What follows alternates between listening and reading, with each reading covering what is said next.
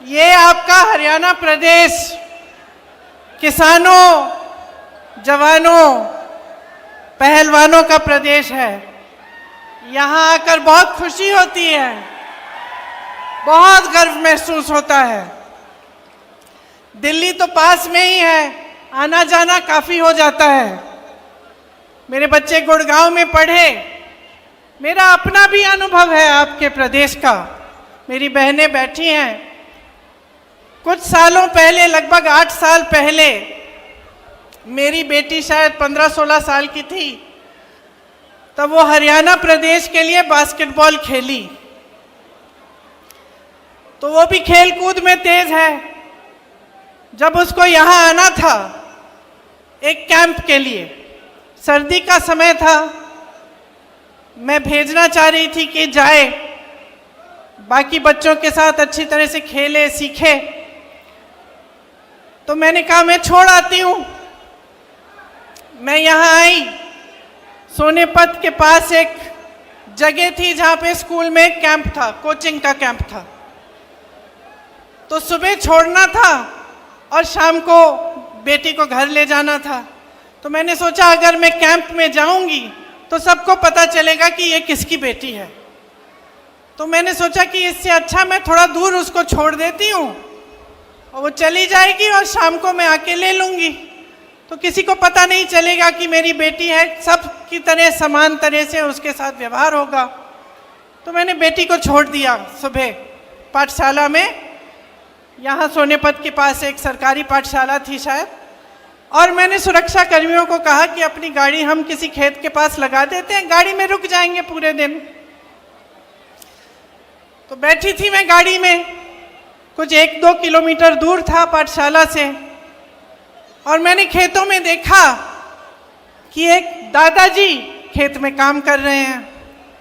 तो मैंने सुरक्षा कर्मियों को कहा आप यहीं ठहरो, मैं जाके ज़रा बात करती हूँ। मैं चली गई खेत में उनसे बात करने के लिए। उन्होंने मुझे पहचाना नहीं, सुरक्षा कर्मी दूर थे। बातचीत हुई, मैंने कहा मुझे सिखा दीजिए कटाई करना। कटाई कर रहे थे तो थोड़ा सिखाया मुझे, थोड़ी सी कटाई मैंने उनके साथ कर ली।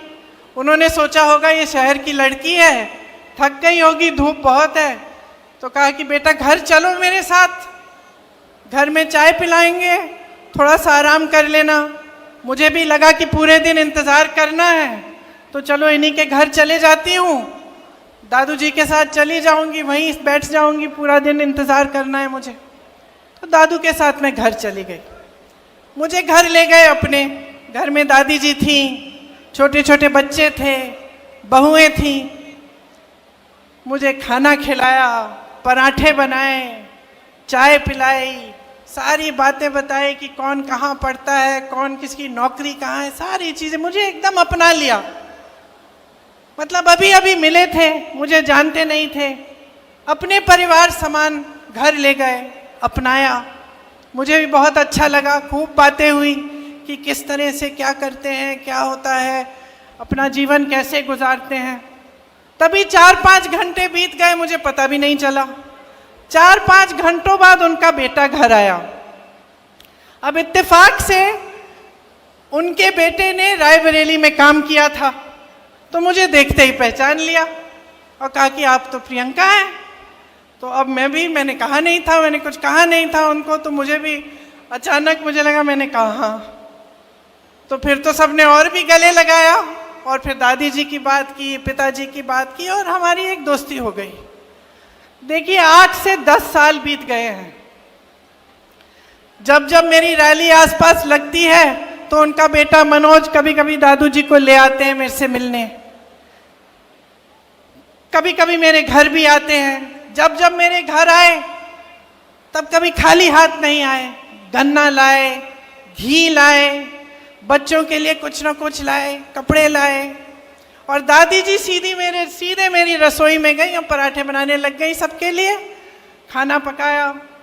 तो एक अपनापन जो था वो एकदम बन गया। और मुझे अक्सर लगता है कि यही है हरियाणा, यही है हरियाणा की जनता, यही है आपकी संस्कृति, यही है आपके संस्कार। और एक और बात बता देती हूँ कि उन 8 सालों में मेरे से एक चीज़ नहीं मांगी। कुछ भी मांग सकते थे, जब हमारी सरकार थी केंद्र में तो ठीक है, लेकिन सरकार न होते हुए भी कुछ भी मांग सकते थे, ये नौकरी दिलवा दो, एक काम करा दो। कुछ नहीं मांगा आज तक मेरे से, सिर्फ मुझे प्रेम दिया है। और मैं समझती हूँ हमेशा कि जो आपका प्रदेश है और मेरा परिवार है, उसके बीच जो रिश्ता रहा है, उसी का प्रतीक ये मेरा एक छोटा सा रिश्ता जो इस एक परिवार के साथ है, वो है। एक और बात बताती हूँ, मेरी बच्ची फिर हरियाणा के लिए खेली और उसके साथ 10 और लड़कियां थीं जो उसकी टीम में थीं। यहाँ से दूर जाना था पौंडीचेरी, चेन्नई से भी आगे, मद्रास से भी आगे।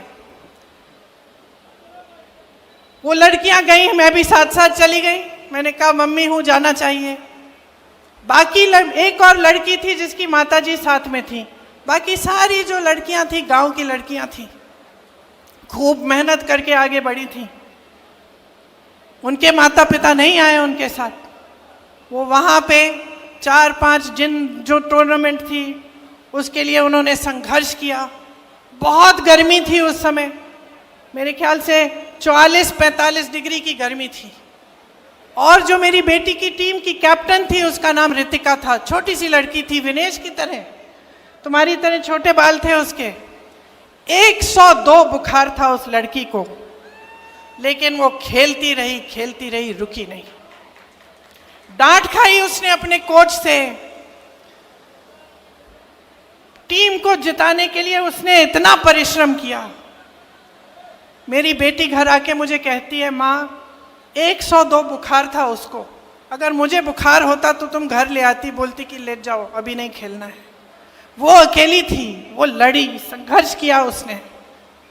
हमारी पूरी टीम उसके साथ खड़ी थी, लेकिन वो अकेली लड़की 102 बुखार लेकर वो खेलती रही, वो रुकी नहीं।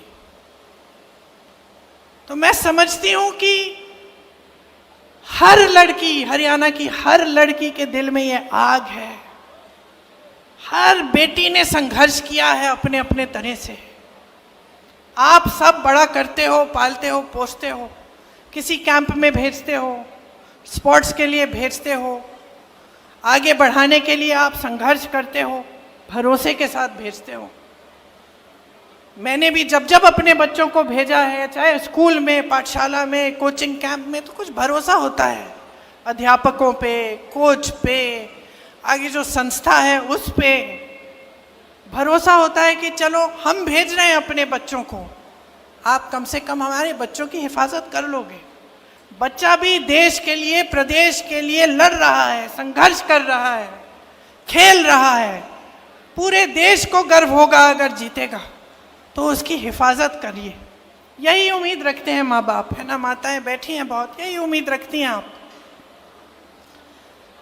विनेश के साथ भी ऐसा ही हुआ कि उसके माँ बाप ने भी पूरे भरोसे के साथ उसको भेजा, संघर्ष किया, लड़ी, ओलंपिक्स तक पहुंच गई और उसका संघर्ष का फल भी उसे मिला, मेडल मिला। पूरे देश को गर्व महसूस हुआ, पूरा देश खुश हुआ। सबने कहा हमारी बेटी है। जीत के समय आई, प्रधानमंत्री जी ने घर बुलाया, चाय पिलाई, फोटो खिंचवाई। भाजपा के तमाम नेता, सारे जितने भी भाजपा के लोग थे, सबने कहा कि देखो मोदी जी हैं तभी मेडल जीत रहा है भारत। पूरी मीडिया ने भी कहा, सब खुश थे, सबको गर्व था। हम लोगों ने देखा नहीं, कुछ कोई फर्क नहीं पड़ता कौन सी पार्टी नहीं है, हमारे देश के लिए कोई मेडल लाया है। और इतना संघर्ष करके हमारी लड़कियां, हमारी बहनें गई हैं, हम सबको गर्व महसूस हुआ। लेकिन फिर क्या हुआ? वो भरोसा तोड़ा गया। वो भरोसा जिसके साथ विनेश के माँ बाप ने उसको भेजा होगा, वो भरोसा जो विनेश के दिल में था अपनी सरकार के प्रति, अपने ओलंपिक्स के एसोसिएशन के प्रति, जिसके साथ वो इतनी दूर किसी और देश में जा रही थी अकेले, वो भरोसा टूटा। और क्यों टूटा? क्यों टूटा? क्योंकि विनेश और उसके साथियों के साथ अन्याय किया गया। और जब विनेश ने अन्याय देखा तो वो खड़ी हो गई। और ये भी हरियाणा का स्वभाव है, ये आपका स्वभाव है, ये आपकी संस्कृति है, ये आपकी परंपरा है। आपने अपने बच्चों को इसी परंपरा के तहत बड़ा किया है।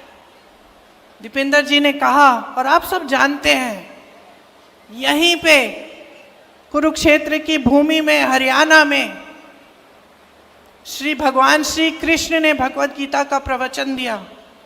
और क्या कहा था उस समय कि जब जब अन्याय होगा, जब जब इस दुनिया में अन्याय होगा, तो सच्चाई और न्याय की आवाज उठेगी। मैं प्रकट होऊंगा, भगवान प्रकट होंगे और अन्याय के खिलाफ लड़ेंगे। ये आपकी परंपरा है। तो जब हम विनेश की बात करते हैं, सिर्फ विनेश का संघर्ष नहीं था, ये सिर्फ एक महिला का संघर्ष नहीं था, ये आप सबका संघर्ष है, ये आप सबकी लड़ाई है। जब इनके साथ अन्याय होता है, आप सबके साथ अन्याय होता है, आप सबका भरोसा टूटता है, आप सबके साथ विश्वासघात होता है। और आपकी परंपरा रही है, भगवत गीता की सीख से ही महात्मा गांधी जी ने हमारा स्वतंत्रता संग्राम चलाया। आज उनका जन्म दिवस है। आज अगर हम उनको याद करते हैं तो हमें एक बात याद आती है, सत्यमेव जयते, अहिंसा, सत्य। और कहाँ से मिली उनको ये बातें? भगवत गीता से मिली, भगवान श्री कृष्ण के प्रवचन से मिली, उनके संदेश से मिली। अभी नवरात्रि शुरू हो रहे हैं, दशहरे पे हम किस चीज की विजय मना रहे हैं? न्याय की विजय मनाने जाएंगे। अन्याय के खिलाफ न्याय की विजय, असत्य के खिलाफ सत्य की विजय मनाने जा रहे हैं। तो ये हमारी महान धार्मिक परंपरा है, और खास तौर से यहाँ आपकी धरती की। और आज आपके साथ हर स्तर पर विश्वासघात हो रहा है, हर स्तर पर अन्याय हो रहा है। मैंने कहा, किसानों की धरती है, जवानों की धरती है, पहलवानों की धरती है। किसानों के साथ कितना अन्याय हुआ। 3 काले कानून लाने वाले मोदी जी अपने घर से तब 5 मिनट के लिए बाहर नहीं आ पाए, जब आप महीनों से उनके दरवाजे के पास कुछ ही किलोमीटर दूर दिल्ली के बॉर्डर पे खड़े हुए उनसे न्याय मांग रहे थे। वो ऐसे कानून बनाने जा रहे थे जिससे आपके पेटों पे लात पड़ती। उनको मालूम था कि इन कानूनों से सिर्फ बड़े बड़े उद्योगपतियों का फायदा होगा, किसानों का कोई फायदा नहीं होने वाला है। फिर भी वो पीछे हटे नहीं। आपने संघर्ष किया, बैठे रहे महीनों के लिए, आप पे लठ चलाया गया, आपको मारा पीटा गया, 750 किसान शहीद हुए। ये हिले नहीं। हिले तब जब उत्तर प्रदेश का विधानसभा का चुनाव आया, जिसका जिक्र आपने किया दीपेंद्र जी। जब चुनाव आया तब हिले। तब इनको लगा कि अब चुनाव में मुश्किल हो जाएगी, ये 3 काले कानून हम वापस ले लेते हैं। तो किसानों के साथ इन्होंने सरासर अन्याय किया। एमएसपी की बात करते हैं और फिर उन उपजों पर एमएसपी देते हैं जो आप यहाँ पे उगाते ही नहीं हैं। कहते हैं हमने 24 ऐसी चीजें हैं जिन पे 24 फसल हैं जिन पे हमने एमएसपी दिया है, उसमें से 10 तो आप उगाते ही नहीं हैं यहाँ हरियाणा में। तो किसको बेवकूफ बना रहे हैं? पूरा देश देख रहा है, देश की जनता देख रही है। आपने कहा कि रोजगार के मामले में हरियाणा सबसे पीछे है। रोजगार बनाएंगे कहां, जब इन्होंने सब अडानी और अंबानी को दे दिया है? सारी चीजें जो हैं, सारी जमीन, सारे उद्योग, सारे बंदरगाह, सारे हवाई अड्डे, सब कुछ बड़े बड़े उद्योगपतियों को दे दिया है। तो रोजगार बनेंगे कहां से? जो आपके छोटे मोटे बिजनेस होते थे, जहां से रोजगार बनते थे, जो खेती किसानी थी, वहां से आज रोजगार नहीं बन सकते हैं। तो ये रोजगार देने का काम कर ही नहीं सकते, क्योंकि इनकी नीतियां ही इसके खिलाफ हैं, आपके खिलाफ हैं। इसीलिए अग्निवीर जैसी स्कीमें निकालते हैं, जिससे आप अपने बच्चों को, जब नौजवानों को आप सरहद पे भेजते हैं देश के लिए शहीद होने के लिए, और उनको बताया जाता है कि अगर तुम शहीद हो जाओगे तो तुम्हारे माँ बाप को पेंशन नहीं मिलेगा। बताया जाता है कि जाओ 4 सालों के लिए सेना में भर्ती हो जाओ और 4 साल बाद वापस आ जाओ, फिर से बेरोजगार बनो और फिर से नौकरी ढूंढने निकलो। ये दिया है आपको मोदी जी ने। आपको ये एक फैमिली आईडी दे दी, पहचान पत्र जिसमें परिवार के हर सदस्य का नाम, हर सदस्य की आमदनी चाहिए इनको। मैं मिली थी कुछ लोगों से भैया के साथ 2 दिन पहले, वो बता रहे थे कि जब से ये आईडी आया है तब से मुसीबत ही मुसीबत है। सबकी आमदनी जोड़ दी है और कईयों की आमदनी नहीं है, वो उसमें झूठी आमदनी डाल के जोड़ दी, और फिर कह दिया कि ना तुम्हारा बच्चा सरकारी स्कूल में पढ़ सकता है क्योंकि तुम्हारी तो आमदनी बहुत है, या कह दिया कि जो किसान को सुविधाएं मिलती हैं वो तुम्हें मिलेंगी नहीं क्योंकि तुम्हारी आमदनी बहुत है। तो इस तरह से आपको गुमराह करने का काम किया है। 10 साल हो गए, 10 सालों से सिर्फ और सिर्फ आप अन्याय देख रहे हो, नौजवानों के साथ, पहलवानों के साथ, किसानों के साथ, महिलाओं के साथ। तो बचता क्या है? भगवान ने कहा कि जब जब अन्याय होगा तो न्याय की लड़ाई लड़ने के लिए आपके बीच उतरेंगे। लेकिन ये भगवान तो आपके दिल में भी तो है, यही भगवान आपके दिल में है, तो कब खड़े होगे इस अन्याय के खिलाफ? विनेश खड़ी हुई, बड़े बड़े नेताओं ने इसका साथ छोड़ दिया, मोदी जी ने नहीं बुलाया चाय पे,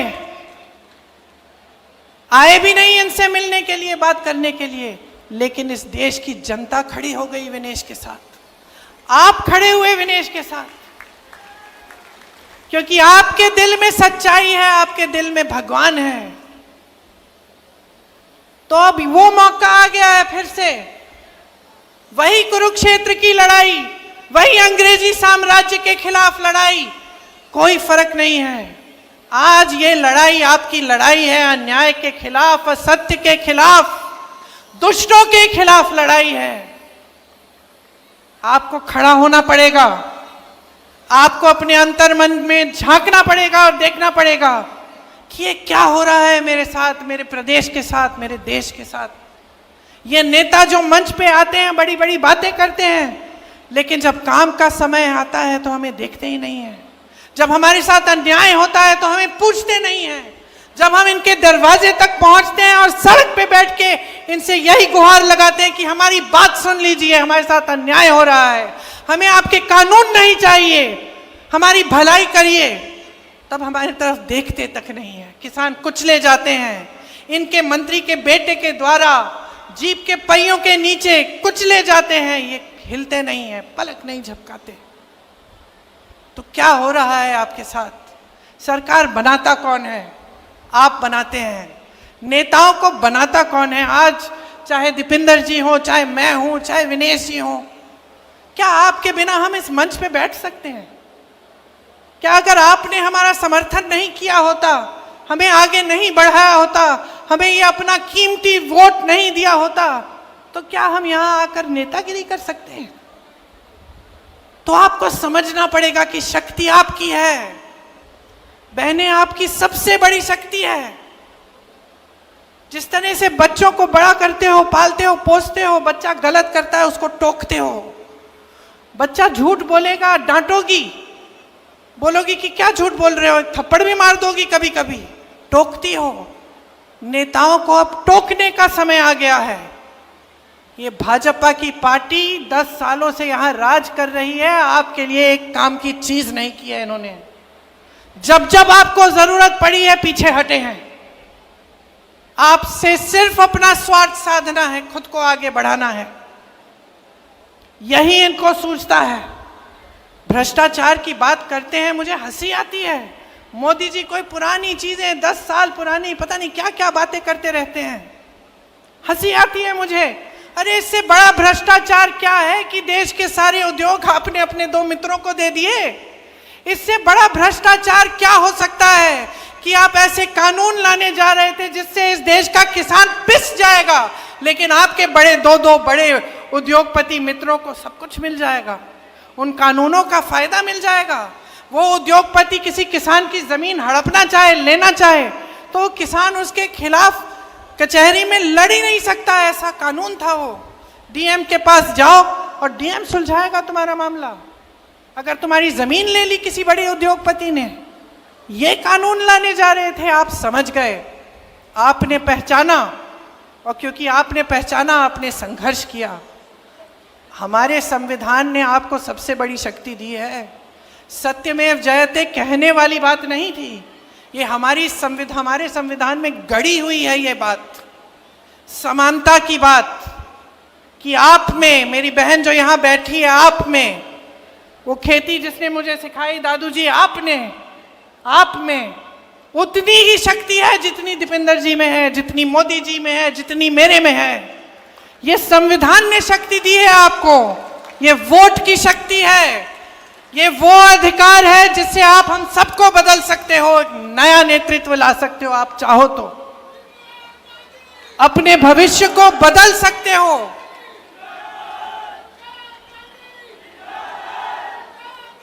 आपका भविष्य आपके हाथों में है, इस बात को आप गहराई से समझ लीजिए। अभी चुनाव हुआ था कुछ महीनों पहले, आपने देखा कि इन नतीजों में क्या हुआ। लोग समझने लगे कि ये बड़ी बड़ी बातें करते हैं, ये झूठ बोलते हैं, ये मंच पर आकर कुछ भी कह डालते हैं, लेकिन जब काम का समय होता है, जब न्याय का समय होता है, जब सच्चाई का समय होता है, तो ये दिखते तक नहीं है। तो ये बात आप भी समझ लीजिए। देखिए, आप अपने बच्चों को बड़ा करते हैं ताकि उनका भविष्य बने। माँ बाप खुश कब होते हैं? बच्चा नौकरी कर रहा है, कमा रहा है। हमें भी लगता है, बहन आपको भी लगता होगा, बड़ा होगा, आपकी देखभाल करेगा, आपका पालन पोषण करेगा, मतलब पालन पोषण नहीं, आपकी देखभाल करेगा, आपने पालन पोषण किया है उसका। तो आपको लगता होगा कि मैं किस लिए कर रही हूं इतना संघर्ष, महंगाई इतनी है, कुछ खरीद नहीं पा रही हूं, त्योहार आ रहा है, घर की लिपाई पुताई करनी है, घर को सजाना है, मेहमान आएंगे, खाना बनाना है, त्योहार मनाना है। घबराहट क्यों हो रही है? घबराहट क्यों हो रही है? खुशी के साथ साथ घबराहट हो रही है, क्योंकि महंगाई इतनी है। तो महंगाई, बेरोजगारी, अन्याय, ऐसे ऐसे कानून जिससे किसान की कमाई नहीं हो पा रही है। तो आप बदलाव लाएंगे कि नहीं लाएंगे? यहाँ की बेरोजगारी हटानी है कि नहीं हटानी है? ये लोग भ्रष्टाचार की बात करते हैं, तमाम स्कैम तो इन्हीं के हैं। यहाँ पे एक पूरी लिस्ट बनी हुई है, देखिए, डाडम और यमुना खनन घोटाले, शराब घोटाला, मेट्रो रूट घोटाला, अमृत योजना, सफाई घोटाला, रजिस्ट्री घोटाला, धान खरीद घोटाला, रोडवे स्कीम का घोटाला, HSSC घोटाला, 30 पेपर लीक। बच्चे बड़े होते हैं, पढ़ाई करते हैं, आप मेहनत करते हो पढ़ाने के लिए, बेचारा भर्ती का पेपर देने के लिए ट्यूशन करता है, ट्यूशन के लिए आप कर्ज लेते हो, ट्यूशन करता है, पेपर देता है, पेपर लीक हो जाता है, भविष्य खत्म। अब इंतजार करो, भर्ती नहीं निकलती। अब उसको लगता है कि भाई भर्ती निकल जाएगी, आज नहीं तो कल, 1 महीने में, 2 महीने में, 6 महीने में, करते करते इंतजार करता है, भर्ती नहीं निकलती, बेरोजगार रहता है, कहीं और एप्लीकेशन नहीं देता, ये सोच के कि चलो मैंने पेपर कर लिया, कभी ना कभी तो निकलेगी। तो एकदम पूरी तरह से आपके भविष्य को बर्बाद करने का काम किया है, हर तरह से आपको पीस रखा है, आपको घेरा हुआ है। तो समय आ गया है, चुनाव है, चुनाव की गंभीरता को आप समझिए। कांग्रेस पार्टी इस चुनाव में आपको कह रही है, और आपको देखना चाहिए कि हमारे जहाँ जिन प्रदेशों में हमारी सरकार है उनमें हम क्या क्या कर रहे हैं। बुजुर्गों को, दिव्यांगों को विधवा पेंशन 6,000 रुपए महीना हम दे रहे हैं। ये आपको हम कह रहे हैं कि हम हरियाणा में देने जा रहे हैं। मेरी बहनों को हर महीने 2,000 रुपए मिलेंगे सरकार से, क्योंकि बहनें, आपकी मेहनत को कोई पहचान नहीं रहा है। आपकी मेहनत को कोई पहचान नहीं रहा है। आप खेती में भी मेहनत करेंगी, जॉब भी करेंगी, ऑफिस में काम भी करेंगी, तब भी आप घर पे आकर मेहनत करती हैं। तब भी घर पे खाना आप पकाएंगी, बच्चों का देखभाल आप करेंगी, परिवार के सब सदस्यों का देखभाल करेंगी। जब तक सब सोएंगे नहीं तब तक आप नहीं सोगी, है कि नहीं? कोई पहचानता है इस मेहनत को? हम कह रहे हैं, हम पहचानते हैं। आपको हर महीने 2,000 रुपए दिए जाएंगे इस मेहनत के लिए, ताकि आप कम से कम अपने पैरों पे, आप थोड़ा सा अपना पैसा रख सकते हैं, अपने पैरों पे अपनी तरह से खड़े हो सकते हैं। आज गैस का सिलेंडर इतना महंगा है, आप खरीद नहीं पाते। कांग्रेस पार्टी कह रही है गैस के सिलेंडर को 500 रुपए में आपको दिया जाएगा, मतलब आप 500 रुपए में उसको खरीद पाएंगे। जो 2 लाख पद खाली हैं, 10 सालों से भाजपा की सरकार ने खाली रखे हैं, उनको भरने का काम कांग्रेस पार्टी करेगी। भैया के साथ 2 दिन पहले मैं हरियाणा में ही कुछ लोगों से मिली, ट्रक चलाते हैं वो। मैंने उनसे पूछा कि अगर आपको एक स्कीम आपके लिए निकालनी होती जिससे आपका फायदा होता, वो कैसी स्कीम होती, कौन सी स्कीम होती? उन्होंने कहा कि स्वास्थ्य बीमा की स्कीम होनी चाहिए। एक ने कहा मैं राजस्थानी हूँ, जब अशोक जी और कांग्रेस की सरकार थी राजस्थान में, तो मैंने अपनी माताजी का इलाज, 80,000 रुपए का इलाज, किडनी का की समस्या थी, मैंने उनका इलाज मुफ्त में कराया। ऐसी स्कीम यहाँ हरियाणा में भी लाओ। तो आज मैं आपको कहना चाहती हूँ कि 25 लाख रुपए तक मुफ्त इलाज सरकार आपका कराएगी, चाहे कुछ भी आपकी बीमारी हो। राजस्थान में कैंसर के पेशेंट, हार्ट के पेशेंटों का इलाज हुआ, मैं मिली उनसे, इतने खुश थे और हम भी खुश थे कि भाई हमने भी अपनी जिम्मेदारी निभाई। ये जो सारा पैसा आपसे लूटा जाता है दिन रात, जो भाजपा की सरकार, मोदी जी की सरकार, अडानी अंबानी जी की सरकार जो आपसे रोज लूट रही है, ये पैसा वापस आपकी जेब में आना चाहिए, वापस आपको मिलना चाहिए। कैसे? इन्हीं स्कीमों के द्वारा। ये 25 लाख का मुफ्त इलाज, ये बीमा, ये जो 2-2 हज़ार रुपए महिलाओं को मिलेंगे, जो बुजुर्गों और दिव्यांगों को और विधवाओं को 6,000 रुपए का पेंशन मिलेगा, जो शिक्षा और स्वास्थ्य की सुविधाएं मुफ्त में मिलेंगी हरियाणा में अगर कांग्रेस पार्टी आएगी, 300 यूनिट बिजली मुफ्त में मिलेगी, गरीब परिवारों को 100 गज का प्लॉट और 2 कमरे का मकान जो मिलेगा, ये सब आप ही के पैसों से, जो आज आपसे लूटे जा रहे हैं, बड़े बड़े उद्योगपतियों को दिए जा रहे हैं, उन पैसों से आएगा ये पैसा, क्योंकि ये आपका पैसा है, आपकी जेब में जाना चाहिए। मैंने एमएसपी की बात की, इसकी गारंटी दे रहे हैं हम, गारंटी दे रहे हैं कि आपको मिलेगी। हम पीछे हटने वाले लोग नहीं हैं, हम लड़ने वाले लोग हैं। हम आपके लिए सड़कों पे उतरे हैं, हमने संघर्ष किया है, चाहे दीपिंदर जी हो, चाहे विनेश जी हो, हम सब ने आपके लिए संघर्ष किया है और करते रहेंगे। हम सब आपके लिए दिन रात समर्पित रहेंगे। आप याद रखिए कि कौन आपके लिए खड़ा रहता है और कौन आपके लिए सच्चाई से काम करना चाहता है। मैं दावे के साथ ये कह सकती हूँ कि विनेश उनमें से है, क्योंकि जब हमने राजनीति में आने की बात की तो इन्होंने मुझसे ये नहीं कहा कि मुझे शान चाहिए, शोहरत चाहिए, मुझे सत्ता चाहिए, ये नहीं कहा। हिचकिचा रही थी, सोच रही थी कि करना चाहिए कि नहीं। फिर मेरे से कहा, दीदी सच बताओ, मुझे गलत बात मत बताओ। राजनीति में आने से क्या जो ये मेरी न्याय की लड़ाई है हरियाणा की लड़कियों के लिए, हरियाणा की मेरी बहनों के लिए, इसको मजबूती मिलेगी कि नहीं? अगर मजबूती मिलेगी तभी मैं राजनीति में आऊंगी, ये बोला है।